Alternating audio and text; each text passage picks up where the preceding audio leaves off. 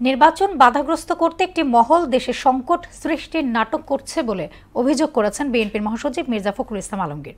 তবে সাধারণ মানুষ এসব নাটক বিবেচনায় না নিয়ে ভোট দিতে উদ্গ্রীব বলেও দাবি করেন তিনি।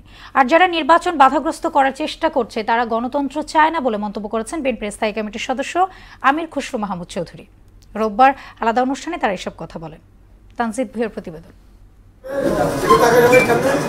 রিপোর্টার্স ইউনিটি মিলনায়তনে আগামীর উন্নত জাতি গঠনে দিক নির্দেশনামূলক সুপারিশ শীর্ষক বইয়ের মোড়ক উন্মোচন অনুষ্ঠানে বইটির বিভিন্ন দিক তুলে ধরেন লেখক।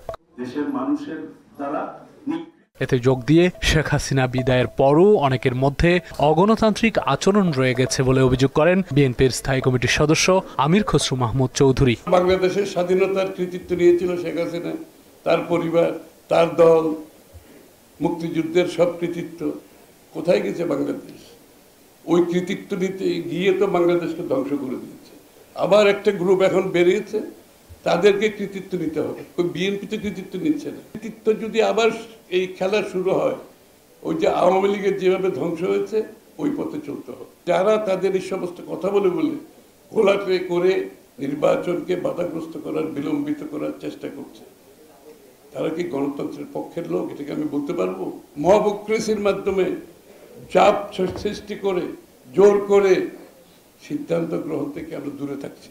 এদিকে দুপুরে ঠাকুরগাঁওয়ে স্থানীয় বিএনপি আয়োজিত মতবিনিময় সভায় প্রধান অতিথি হিসেবে যোগ দেন বিএনপি মহাসচিব মির্জা ফখরুল ইসলাম আলমগীর। এ সময় তিনি বলেন, দেশের জনগণ ভোট দিয়ে তাদের প্রতিনিধি নির্বাচিত করতে মুখিয়ে আছে। এইবার আমরা ভোট দিব যে ভোটের মাধ্যমে আমরা আমাদের পরবর্তী সরকার গঠন করব। যেটা রাজি হব সেটাই শুধু আসবে, যেটা রাজি হব না সেটা পার্লামেন্টে যাবে। পার্লামেন্টে গিয়ে আপনারা তর্ক বিতর্ক হবে, ভোটাভুটি হবে, সেখানে পাস হবে। কিছু লোক পিআর, গণভোট ও জুলাই সনদ সহ নানা ইস্যু জনগণের উপর চাপিয়ে দিতে চায় বলেও অভিযোগ করেন বিএনপি মহাসচিব। গণভোট, সনদ এসবকে আমরা বুঝি, এগুলো বোঝে শিক্ষিত সমস্ত উপরতলা থেকে কিছু লোক আসছে, দেশের চলমান সংকট নিরসনে নির্বাচিত জনপ্রতিনিধিরা কাজ করবেন বলেও জানান বিএনপির এই শীর্ষ নেতা।